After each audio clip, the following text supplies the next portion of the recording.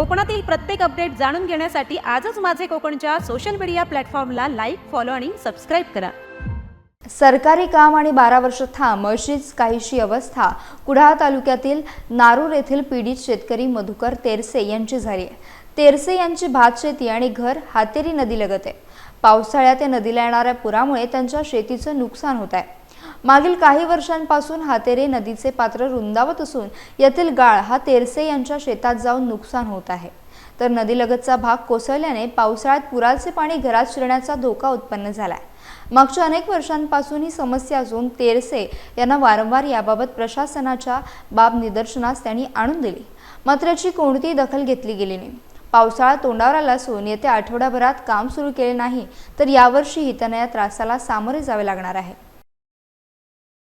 आणि दरवर्षी ते अतिवृष्टीमुळे पाऊस पडल्यामुळे नदीला पूर येतो, वाळाला पूर येतो।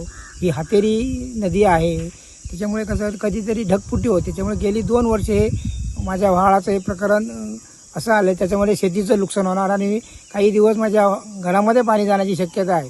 तरी मी सगळ्यांना मला निवेदन दिले, पाटबंधारे खाते, तहसीलदार, जिल्हाधिकारी आणि त्याच्यानंतर त्यांनी काय कुठल्याच प्रकारची हालचाल केल्या नाहीमुळे मी पालकमंत्र्यांपर्यंत निवेदन दिलेलं आहे।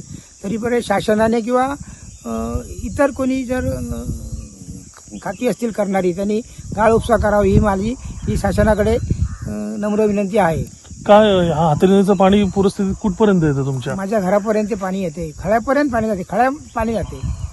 तुम्ही कुठली शेती करता प्रामुख्याने इथे? प्रामुख्याने सगळी शेती करतो मी। पावसाळ्यात भात शेती करता? भात शेती करतो। मग त्यावेळी सुद्धा काय त्रास होतो? पावसाळ्यात शेतीला काय मिळत नाही मला, नुकसान भरपाईचे ते भरपाई हे करतात पंचनामा, पण त्याच्यामध्ये त्याला काहीच मिळत नाही। त्याच्यामध्ये प्रशासनाकडे मागणी आहे की गाळाचा उपसा करून माझ्या घराचं संरक्षण आणि शेतीचं संरक्षण करावं हीच माझी प्रशासनाकडे मागणी आहे।